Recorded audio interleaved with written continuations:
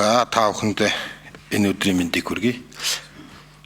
Олон дарга нартай тэгтээ аж үйлдвэргүй улс хөгждөггүй гэж хүмүүс яриад байдаг.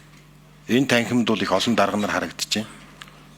Гэхдээ бид банкны орооны дарга өнөөдрийн хурал нэг ийм оршуулга хийж байгаа юм шиг ийм гонигтай ямар ч тэмүүлэлгүй энэ Монгол улсыг хөгжүүлээ 2026 онд нэг шин зүйл хийчихье гэдэг ийм бодол санаа байхгүй байгаа юм шиг харагдаж байна.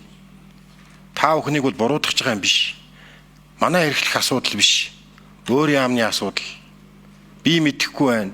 Сайд байхгүй байна. Гэт хаана ингээд хэдүүлээ нэг ажилдаа эзэн боломбор байна. Хууль тогтоох байгууллага нь хууль тогтоох байгууллага шиг. Гүйцэтгэх байгууллага нь ингээ гүйцэтгэх байгууллага шиг. Ингээ ажилдаа эзэн болохгүй энэ улс орон чинь хөгжиж дэвших битгий хэл хөгжлөөс хоцроод байна. Тэгээ би нэг хоёр санал хэлье гэж бодож байна. Асуултыг бол болиё. Та бүхэн төсвийг оруулж ирэхдээ бүтээмж нэмэгдүүлж байгаа энэ газараа төсвийг ахиухан тавьж илүү их бүтээмжтэй байх энэ зарчмыг л бариасаа гэж бодож байна. Тухайлах юм бол яг одоо шаардлага байхгүй сум болгон руу зам авцам тавьж яхаар энэ Улаанбаатараас замын үд хооронд хос замыг тавьж болдоггүй мүү? Ингэх юм бол бараа үйлчилгээний чинь үн тариф тодорхой хэмжээгээр буурна штэ. Шууд ингээд засгийн газар хос зам гэдэг хөтөлбөрийг хэрэгжүүлээд заавал ингээд галт тэрэгний очор дараалалд бизнес эрхлэгчид ачаа бараагаа хүлээх биш.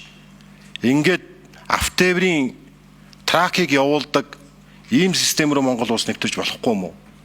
Цаашдаа Европ, Азийг холбосон тээврийн логистик хийх чиглэлээр ийм амбиц байхгүй мүү? Сум руу баг руу зам тавих нь чухал юм уу?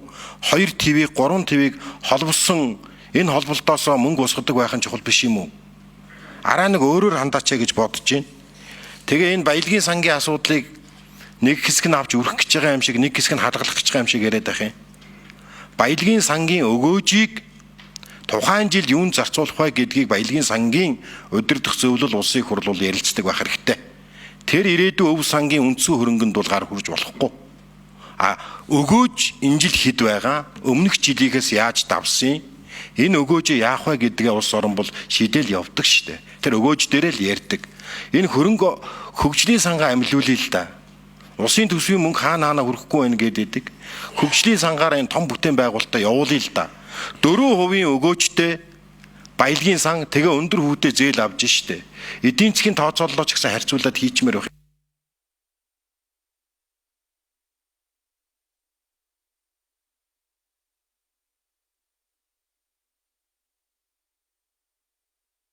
За 1 минут баатарх өгшөө.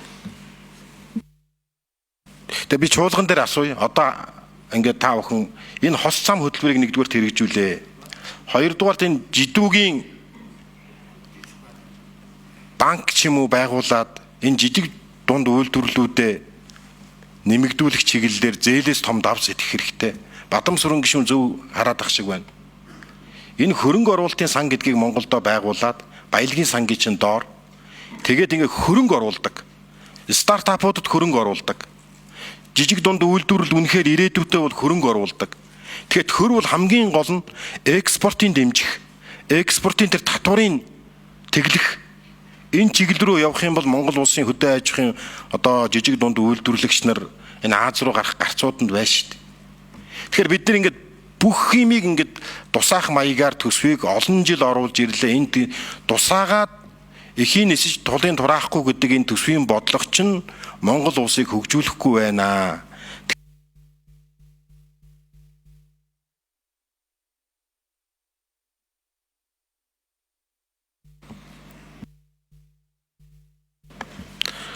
За баатарх өгшөө гэллээ. За гişүүд үг хэлж асуулт сууж хариулт авч байна. За би гişүүд бол зарлах талаас нь ярьж байгаа. Тэгээд зарлага нь бол орлоготойгоо ингээд тулчаад энэ улаан яамдуудын та бүхэн бол яах ч арга олохгүй ингээд байж байгаа. За орлогоо нэмэгдүүлэх ямар боломж байгаа вэ? Энэ дээр одоо сангийн яам хариулах уу, эдийн засгийн хөгжлийн яам та хоёр маань товчхон хариулт таач. Ямар одоо өөдрөг төсөөлөл байна?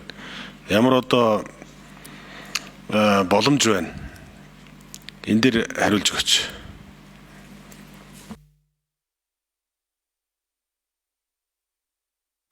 За, эдийн засгийн хөгжлийн яам 5 номер.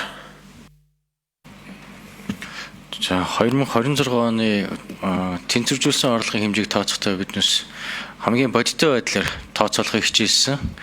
Гадаад болон дотоод орчны тодорхойгүй байдал, гол экспортын бүтээгдэхүүн үнийн чиг хандлагыг олон улсын хөрөнгө оруулалт судалгааны байгууллагуудын үнийн төсөөлөл, дотоодын эсрэг төсөөлөлтөд нийцүүлж авч үзээд хилийн үнийн дундаж үнийг $70 тооцсон. Үүнээс илүү өндөр үнээр тооцвол ер нь экспортын орлого хүрэхгүй, ер нь үүн дээр суурилсан төсвийн орлогын хэмжээ бас хийсвэр төсөөлөгдөх эрсдэлтэй гэж үзэж байгаа. Засгийн газрын зүгээс авч хэрэгжүүлэх боломжтой, удирдах боломжтой эрсдэл бол экспортын хэмжээ байгаа. Экспортын хэмжээн дээр нүүрсний гаргаж болох экспортын дүнг бүх боомт экспортлох боломжтой төрийн болон хувийн хвшлийн аж ахуй нэгжүүдийн дотоодын тооцоол, бизнес төлөлгөө, уулын ажлын төлөлгөө, экспортын гэрээнд үндэслээд хамгийн боломжтой бодиттой хэмжээ 90 сая тонн гэж одоогийн байдлаар тооцоолсон. Мэдээж төсвийн гүйцэтгэлийн явцад илүү их хэмжээр орлого орвол сайн. Төсвийн гүйцэтгэл бол төлөлтөөс орлогын хэмжээ давж гарвал сайн байгаа.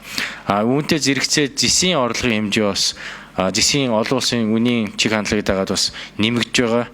Өнгөрсөн жилүүдэд экспортын орлогын 3.2 нь нүүрсний экспортын орлого байсан бол сүүлийн үеийн байдлаар бол зэсийн экспортын орлогын хэмжээ бас тэнцүү хэмжээнд хүртэл өссөн байгаа. Цаашдаа бол энэ орлогыг нэмэгдүүлэх чиглэлээр бас салбар болгон яам болгон бас хичээж ажиллах. Үүн дээр ялангуяа экспортын холболтын хил холболтын төслүүдэд амжилтаа явуулах, хууль эрх зүйн орчин, холбогдох тогтоомж, зохицуултуудыг хялбарчлах чиглэлээр үргэлжлүүлж ажиллана гэж ойлгож байгаа. За, сангийн яам 8 номер. За, сангийн яам санжид орж байнгын орон даргын асуултанд хариулъя. За, товчондоо бол ер нь бол бүх асуудлыг бол улсын төсвөр бол шийднэ гэж угаасаа байхгүй. Энэ хэмжээс гартай учраас нөгөө талдаа бол бид нар хизээ өөр түвшинд очих вэ гэхээр дотоодын нийт бүтээгдэхүүнэл бид нарт хилжиж энэ асуудлуудыг бол зах зугаас нь бид нар бол шийдэх боломжтой болно. Ирэх жилийн төсөв бол ерөөсөө яг энэ чиглэл рүү л явж байгаа. За, бид нар бол зарлага бол аль болох бага хэмжээнд барья гэж одоо зорж байна. За, ингэснээрээ нөгөө талдаа бол мөнгөний бодлого талдаа бол орон зай гаргаж ирээд зээлийн хүү багтаа зээлийн олдоц одоо хүү багтаа зээлийн олдцыг хувийн хвшилт аль болох түлхүү гаргаж ирье. Төр нь одоо бүх зүйлээ өөрөө хийгээд байдаг шиг гэдэг ийм агуулга явж байна. За, төсвийн тухай хуулиа дагуулад бид нар төр хувийн хвшлийн түншлэлийн тухай хуулиа бас хамт нь өргөн барьсан байгаа. За, нөгөө талдаа бид нар зөвшөөрлүүдийг бол захимжуулах асуудлыг бол зэгцлээд үндсэндээ дуусч байна. За, ингээ хувийн хвшилтэй л бид нар аль болох боломжийг өгье. Хувийн хвшилтэд тулгуурлаж улсаа хөгжүүлээд тэрлэе гэдэг ийм л бодлого явж байгаа тийм.